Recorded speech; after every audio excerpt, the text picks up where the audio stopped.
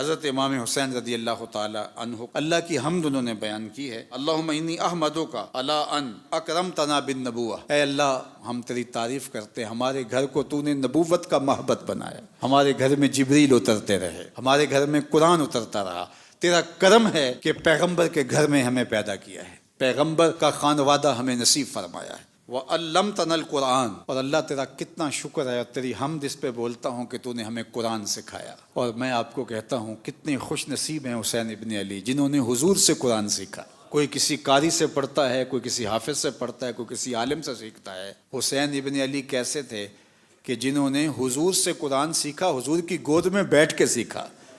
ہم چٹائی میں بیٹھ کے پھٹی کے اس طرف ہوتے ہیں، استاد اس طرف ہوتا ہے، لیکن حسین تیرے مقدر پہ قربان، تو نے قرآن سیکھا بھی، حضور کی زبان سے چوسا بھی۔ کیا تو نے فیض لیا حضور کی زبان نور سے، اللہ اکبر۔ تو فرمایا کہ اور ہمیں دین میں فقاہت عطا فرمائی۔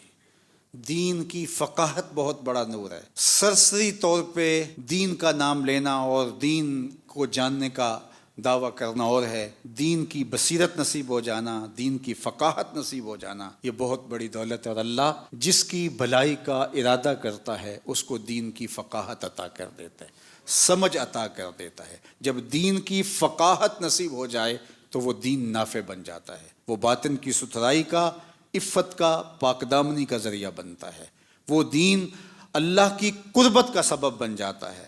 ورنہ کثرت روایات کا حفظ کر لینا اور بہت ساری عبارات کا یاد کر لینا اور بہت سارے مسائل کا یاد کر لینا، یہ تو ماضی کے اندر ہم تاریخ دیکھتے ہیں کیسے کیسے لوگ ہوئے اور ان کی ذہانتیں کس معیار پہ تھیں، لیکن گمراہیوں کے گڑھوں میں جا گرے۔ اس لیے اللہ سے فقاہت فی الدین طلب کرو، اللہ دین کی فقاہت نصیب فرمائے، دین کا حقیقی نور نصیب فرمائے۔ پھر فرمایا وَجَعَلْتَ لَنَا أَسْمَاعًا وَأَبْصَارًا وَأَفْئِدَةً، اور اللہ نے ہمیں سماعتیں بھی دیں، بصارتیں بھی دی، اور ہمیں دل بھی عطا فرمائے۔ آپ کہیں دل تو سب کو دیے ہیں، سماعتیں تو سب کو دی گئی ہیں، بصارتیں تو سب کو دی گئی ہیں، لیکن وہ صرف بصارتیں دی گئی ہیں، ان کے ساتھ بصیرتیں نہیں ہیں۔ دل دیے گئے ہیں، لیکن وہ دل جو محبوب کی محبت کی آماجگاہ ہو، اور وہ دل جو نور سے معمور ہو، وہ دل جو عرش اللہ ہو، وہ سب کا دل نہیں ہوتا۔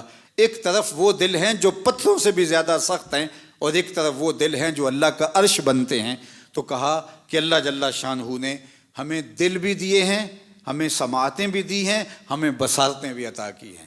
ان لوگوں کے بارے میں کہا گیا جو حق کو قبول نہیں کرتے کہ ان کی آنکھیں تو ہیں لیکن دیکھتے نہیں، ان کے کان تو ہیں مگر سنتے نہیں، ان کے دل تو ہیں مگر سمجھتے نہیں۔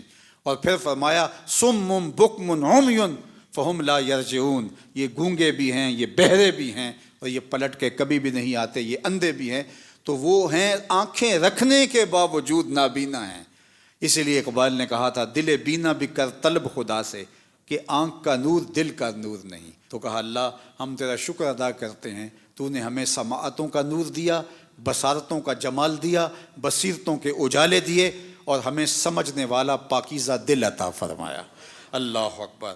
اور پھر فرمایا وَلَمْ تَجْعَلْنَا مِنَ الْمُشْرِكِينَ، اور تو ہم کو مشرکین سے نہیں بنایا بلکہ اہل ایمان کے زمرے میں ہمیں رکھا ہے۔ تو اللہ کا شکر اس بات پہ بجا لاتے ہوئے اللہ کے حضور عرض گزار ہوتے ہیں، دعا کیجئے کہ سینے میں رکھا ہوا یہ دل دل ہی رہے، یہ پتھر نہ بن جائے، آنکھیں صرف دیکھنے والی نہ ہوں بلکہ آنکھیں معرفت کا نور اور بصیرت کا اجالا پانے والی ہوں۔